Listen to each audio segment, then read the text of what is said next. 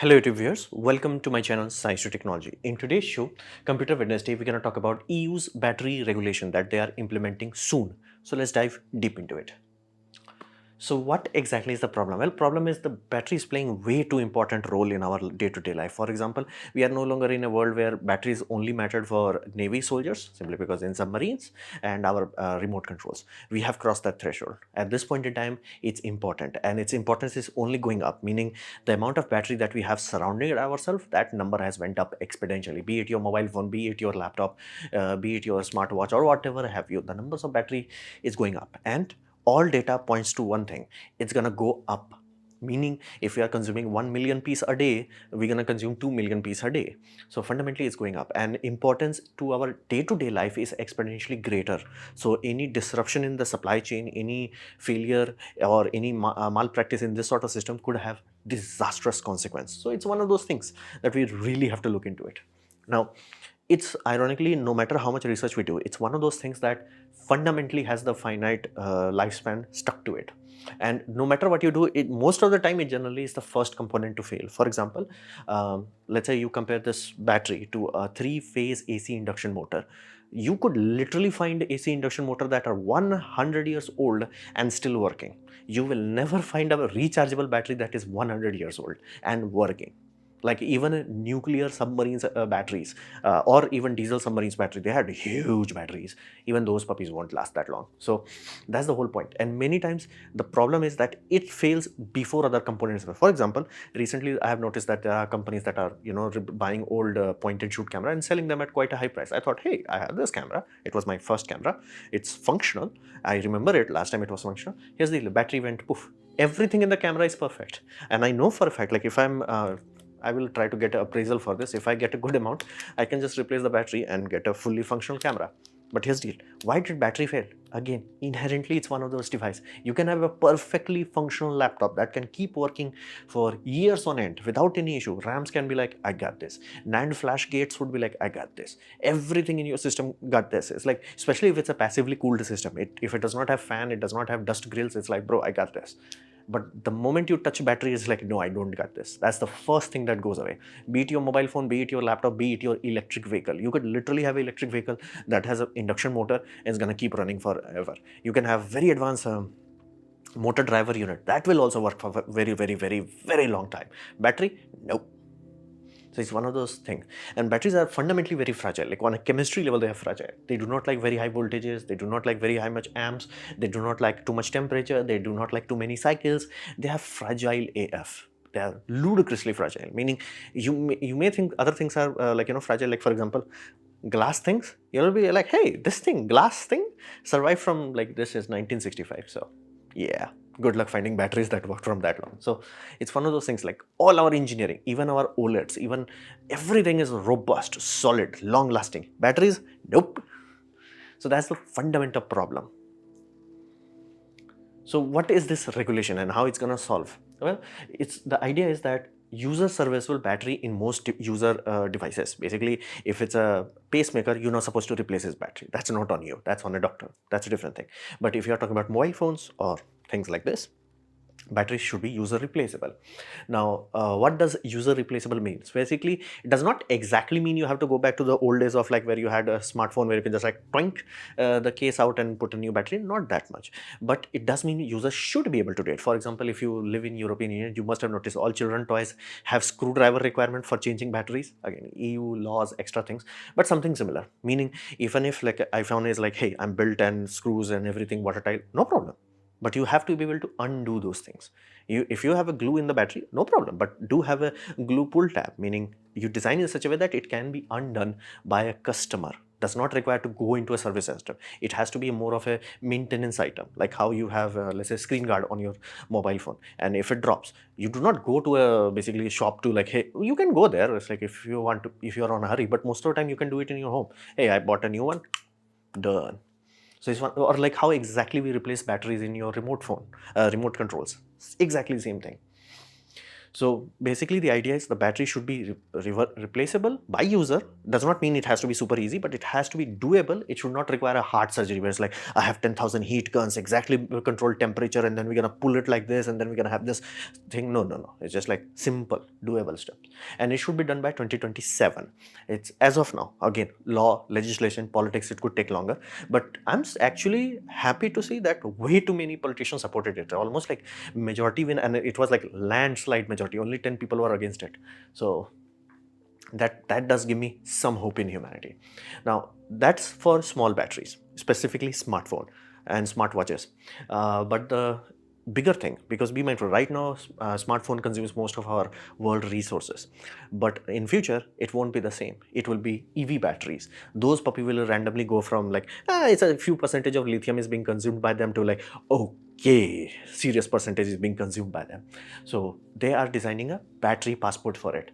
Now passport, the idea with the passport is exactly like passport. It's supposed to store the most important information and in a standardized format, and it's supposed to tell you everything about life insurance and like basically everything.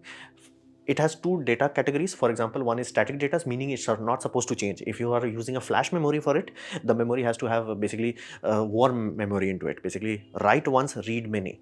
So it battery information requirement, for example, manufactured, country of origin, material composition. And you may like, why the material composition is needed? The reason is they are not planning for today, they are planning for 30 years from now. Let's say you had this amazing chemistry battery, but here's the deal, you do not know what exactly in there and it has no value. Nobody's going to do research on that. People need to know it now, only then they can scrap it or recycle it. They want to recycle it. For recycling that, you need to know, if you're putting it into a, let's say, cryogenic blender, you need to know what exactly you're supposed to get out of it, or do you have to take special precautions? So that's why it has to tell you exactly, like it has 5 kilos of lithium, it has 15 kilos of cobalt, or whatever have you, whatever the ratios, whatever the proportion, but it has to be there. It has to be like, I have used this many elements. Soviet Union used to do that back in the days. Every computer they had, like they will say like it has this many grams of indium, this many grams of whatever rare elements, golds and all that, everything was mentioned. So battery passport will have that data, and it's like performance and durability values. Now you're like, why the heck that value has to be in passport? Well, it's one of those things. If you are an Indian car manufacturer, you're going to design battery for India. Does make sense. But here's the deal, India is hot. So you're going to choose chemistry that are fine-tuned for that hot puppies. Now here's the deal. Imagine somebody is stupid enough, they buy an Indian car, they like it, and they're like, hey, what if we take this car to, let's say, Alaska? The car is going to go boom. Now here's the deal, who's at fault? User. How would you know? If that boom happens, they study the passport, they're like, passport is like, bro, this was made in India for Indian audience. That's why they will also have the durability values. Durability values is like, dude, this is a strong battery that can survive from 30 degrees Celsius to 65 degrees Celsius. Indian environment. What you brought it to minus 60 degrees Celsius, that's not it's meant for. So that value would be there. Safety measurements, test report, all of that data has to be there. Recyclable component and how much recycled material was used in that. That also has to be the sustainability requirement, as in like carbon footprint and declaration due to all that. Basically what you have to do with local governments and international governments, all that jazz has to be there. Now this is just what we call static data, meaning it will not change. Once the battery package is manufactured, the end, that's stamped, done. Then we have dynamic data. Now this dynamic data is basically battery health status. If you have bought recently any new laptop, you may have found that not all brands do that, but some do. They can actually give you life of your battery, meaning not the charge. It will say your life battery is like 90% healthy, 95% healthy, or it's like, hey, 70% healthy. So that data can be calculated. So microcontrollers sensors nowadays is more than adequate enough. So that data also has to be there. State of health has to be there, and usage data. Again, that will help us. It's like, hey, if the battery was designed for, let's say, cold environments, like let's say Alaska, they will be like, hey, it should not fail in cold environment. If it like somebody, let's say, drop Alaska to Texas and then it went boom, that's a known thing. That's like, bro, user pushed it outside of its comfort zone. So that's why usage data has to be there. So these are the data values that will be in the passport section. And proper plans for the end of life of the cell, meaning what exactly you're supposed to do. Like you build the battery. Every company right now, I built the most amazing battery. Awesome. What the heck you gonna do 30 years from now? No idea. It's like, you built it. What is your plan? Because again, if you design in such a way that is like super robust, super well integrated, it's idiotically complex to undo all those things. What is your plan to undo it? It's like, no plan. So nowadays, after this passport implementation, there has to be a plan from day one. It's like, I'm making this. this is how I'm supposed to handle it after 30 years. So that's the whole point of this regulation, the battery passport. So what is the expectation? Well, expectation is that over the few years, specifically from 2010 to 2015, the slow change happened, and we kind of forgot that battery is supposed to be maintenance item.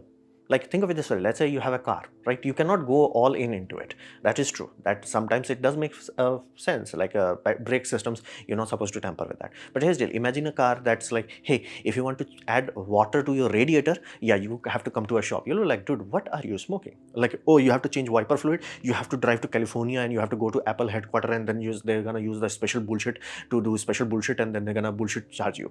It's like, dude, what the hell are you smoking? Again, Apple can do that, but no other company can do that. So it's one of those things that we used to know, we used to instinctively know. It's like, hey, battery is the thing that you replace. We knew that. Even kids who were playing with rechargeable battery toys, they know that batteries used to wear out, and it's like, wait, new battery? Good. We knew that, but over time we kind of forgot about it. It's like, and this happened very recently from 2010 to 15. This was the phase change, and after 2015 everybody forgot that we supposed to think about battery as a replacement item. And car big batteries are very basically what you call huge, and in terms of danger they are idiotically dangerous, because all of these puppies in extremely dangerous state, it can still dump 200 watts 200 watts, I'm saying 200 volts. Now be mindful, these puppies are DC. Anything above 50 equals poof, anything above 100, anything about 200, yeah, you gone, bro, you gone. So they have to take very serious precautions. Now here's the deal, if you do not plan for it, if you do not have a procedure for it, you do not have a manuals for it, you do not have a facility to handle it, what the hell are you going to do at the other end? Like, we are reaching that point now where it's like we don't actually have a plan for it. So that's the whole point. Car batteries are something that we really have to look into it, because be mindful, car batteries start at 400 volt, some have double packs that are 800 volts, and some are planning to go 1200 volts. I'm like, dude, that's a kV level voltage. That's just, no. I don't want that much DC voltage around me. No, sir. So it's one of those things. We really have to have a plan from day one. That's the expectation. And lower the foreign dependency. Now, recently things like China going boom, that gave a world a bitch slap. Then Putin going boom, that gave China world another bitch slap. So European Union randomly just woke up. It was like, oh, we actually have to be self-reliant. We, rather than just relying on Congo, relying on China, relying on Russia, it's not a long-term viable strategy. So this reduces the dependency on them. Why? Because what they are doing is planting seeds of recycling today. Now they know for a fact, if they ask too much, like the new material should be, let's say, 25% the battery, the cost will be so high that every company was like, hey, I'm gonna manufacture it in China. Or if they put too much tariff in, it's like, hey, you bring Chinese material, we're gonna charge too much, the GDP go down. So there's a very fine balance here. So the balance is, we're gonna incentivize you, just nudge you a bit, not too painful, not too comfortable, not great, not terrible, but you get going. Once you get going, once hopefully you have multiple companies that are doing this, they're gonna start competing. The moment that happens, problem will auto solve itself. And this also creates a very good, rich supply of minerals, because be mindful, all the minerals can be recycled in infinite amounts of time. It's just about energy expenditure. Unless you are consuming something that has a half-life, short half-life, most other things can be recycled as many times as you want to. So it can be done. And if we can recycle from dirt, like we can extract material from dirt, extracting things from here is exponentially more easier. It's just that we have to have that structure built into it. So that's the expectation. This is not for year one. Let that be very clear. This is long-term plan. Basically, they are planting seeds. Hopefully, they're going to milk amazing fruits. Now, they have done this in past. Remember USB-C charging association? That's of European Union. And that's why we had every company working towards and working with, common good for the people and less e-waste, except Apple. But Apple has to piss on its customer, and customer has to drink it. So that's on Apple users. I cannot blame them. I cannot blame Apple. It's Apple user. So there are some sad parts about this. Now, sad part is people are fighting for it. And now I get it. If you are a corrupt politician, you're getting paid for it. I respect you for that. It's like, hey, I get it. You are making money. You are, pissing on your constituents. That's good on you. That's like, I respect that you can do that, like bold face. Like, I'm going to destroy my country. Awesome. I respect that. That's like, damn. I respect that. But there are dumb people who are fighting for it. It's like, dude, you're not making money out of it. You're not getting paid. It's like, why are you fighting for it?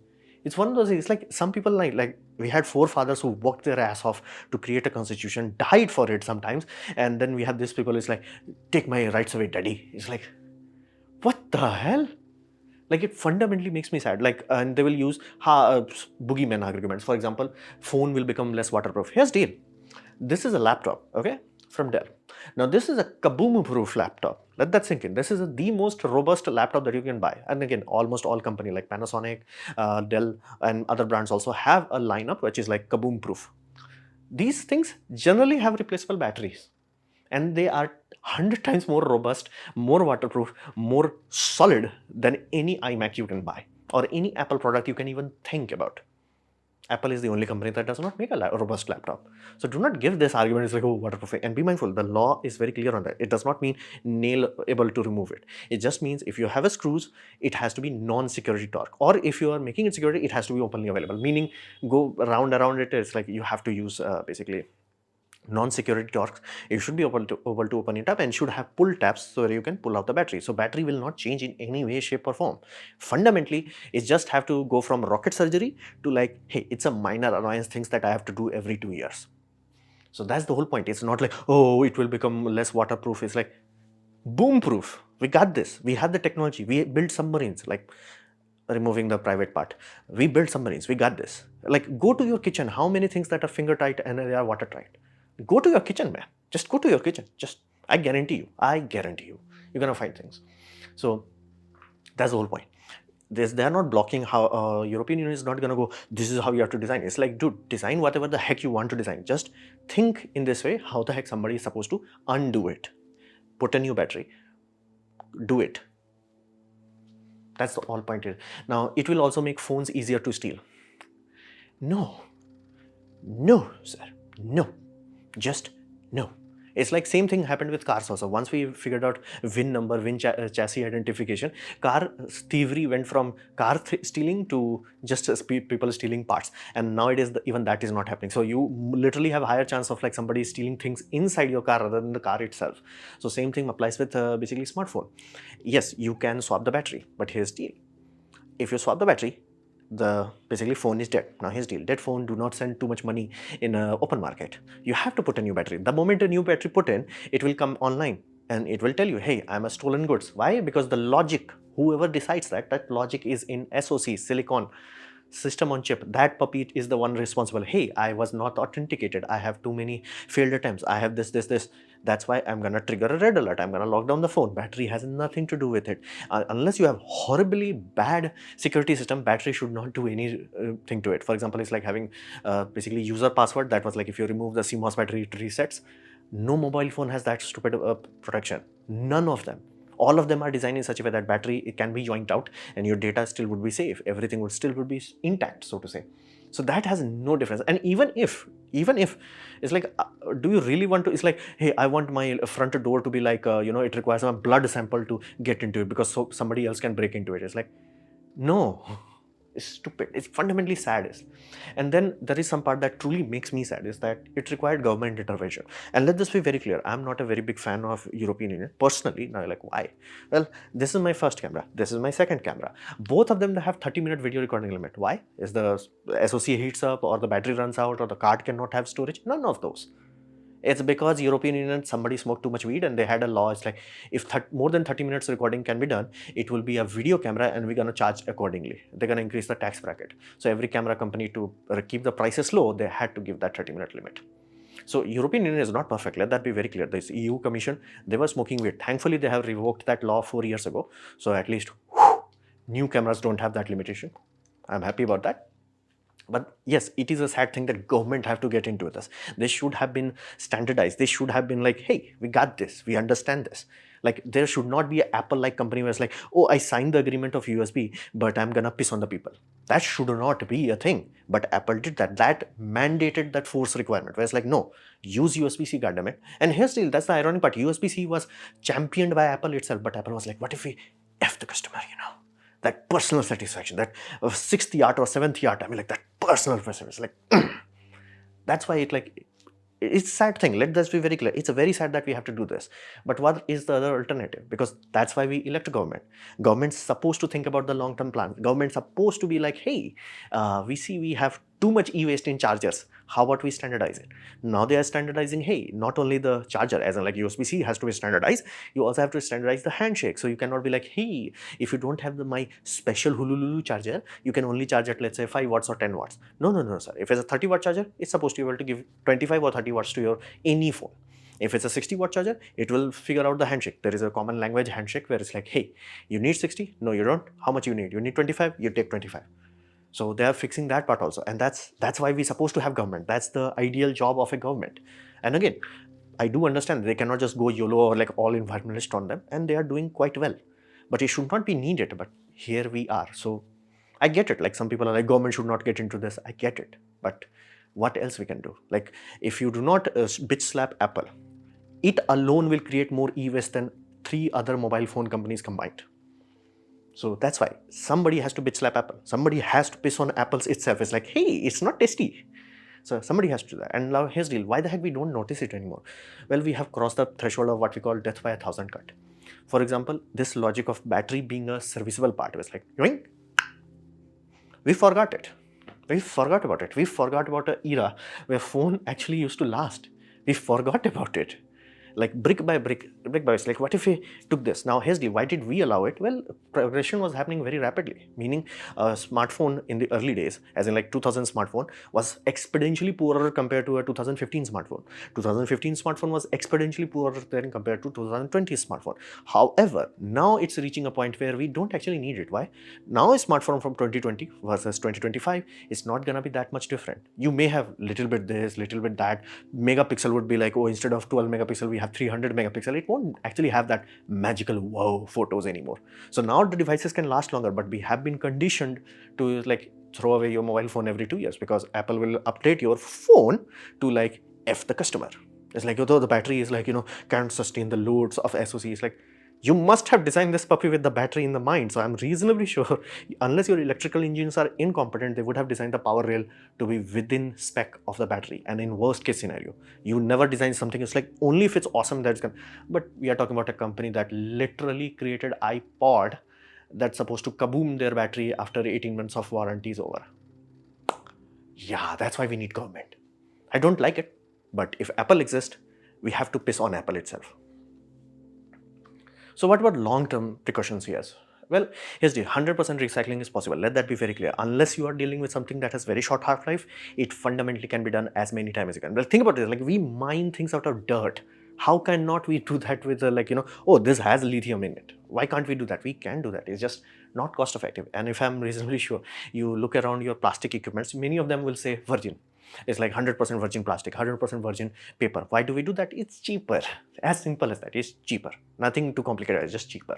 So can we recycle minerals? Absolutely. Why don't we do that? We do that where it makes sense. For example, lead, aluminum, steel, all these things make sense. We do it. Like physics does not change from, let's say, lead to lithium. Of course, the tool change, but logic remains the same. It's just the cost is not there yet. The moment cost there is like, oh, we had the engineering to solve it. Of course, we had the engineering. We figured it out hundreds of years ago. So that's the whole point. Recycling is about economics, not the engineering part of it. And right now you have to understand that humanity is going through what we call mineral rich phase. Now it happens to everything. For example, oil. There was a time where whole world, especially European Union, they were like, we're gonna have planes, we're gonna have cars, we're not gonna work on railways. Why? It's like we have basically we're gonna have planes and we're gonna have cars. Why do we need rails? Here's the look at that same time Japan was like broken and they were not fuel rich. So they were like, hey, let's invest in railway. And randomly people are like, huh, they can survive oil embargo much better than anybody else. Huh, who would have thought? It's like if you are mineral rich right now, like for example, you can just pick up a phone and it's like, hey, China, can you give me 5 million tons here? You can pick up a phone to Colombo or whatever have you, whichever dangerous part of the world that you want to. Is like, hey, can you give me this much cobalt? Congo, and you can like whatever have you. That's good, that's awesome. But here's the deal, that's today. We know for a fact that history teaches us that none of these sort of mineral rich time will last for very long, and it could short circuit in front of our eyes, as in like as quick as 13 years or 50 years. It could be like, huh, back in my day lithium used to be cheap. It could literally happen. It has happened. So it's one of those things that we really have to be wise about, where it's like If we are rich, let's use that to build our infrastructure. So, like, get the things going. So when the bad times comes, it's like, hey, we got this, we got this. That's the whole point. So it's wise to invest in this sort of system. And building a recycling pipeline, there is like, hey, 10% recycle. It's like, 10%, man, it does not make too much dent. It's not about making dent, it's about making a pipeline that will allow future generation to have a throttle valve where it's like, oh, China, you want to increase too much cost, hey, mandate for 25%, basically. And at that point, I'm pretty sure if it has been going for 5-6 years, most of the companies would have figured out how to extract even more lithium out of recycled batteries. They're like, bro, we got this, market will already have, and that keeps supply in check. And once we get better and better and better, same way we do with lead, same way we do with glass also, same way we do with aluminum, it'll be like, bro, we good. We make new ones, but not at the same rate if we would have oh, everything was virgin. So that's a good thing.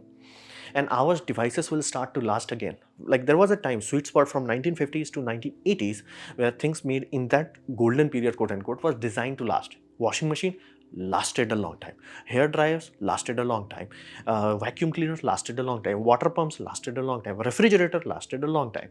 But from that 1990s, the consumerism time, we started to lose that. And we have lost sight of it. Like your refrigerator is supposed to last a generation. It's not supposed to like, lol. Of course, you're supposed to refill it and all that. And again, for environmental reason, we do want to have that switch, right? That's awesome. But here's the deal. That switch supposed to be once in a lifetime, where it's like, oh, my household used to have like, low efficiency and very toxic refrigerator. I swapped it out. We good. No. It's like I swap it out, then I swap it out again, and then I swap it out, and it's like, what the hell happened here? So same thing with mobile phones. Like we are rich, we are making smartphone like there is no tomorrow. At some point, we're gonna run out of it. So we have to reach a point where it's like, hey, relax. So in this sort of time, I really like this metaphor, 10,000-year-old clock. So Jeff Bezos is funding this project, 10,000, the clock of long now, 10,000-year-old. I have made a detailed video about it. That's what I like the thinking about it. Like them in Soviet Union, many things were surprisingly wise. Like, of course, corruption was the main problem they had, but in terms of wisdom, they had a very surprisingly high wisdom. Like, for example, they were invested a lot into trolley bus system. Why?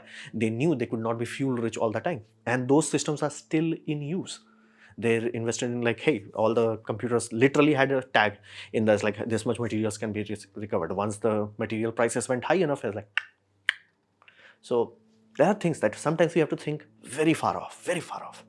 And I am happy. I do not like that government has to do this, but at least that's why they were elected. So I'm happy about this. So this was my presentation on basically European Union's new battery law. Hopefully you have liked it, learned from it. In that case, please click the like button, share it amongst your friends. That will help me a lot. If you didn't like it, didn't enjoy it, I urge you to press dislike, press it twice to show me extra smart. Please leave a comment because I do try to reply to all of them. Subscribe, press the bell icon if you're free. And as always, thanks for watching.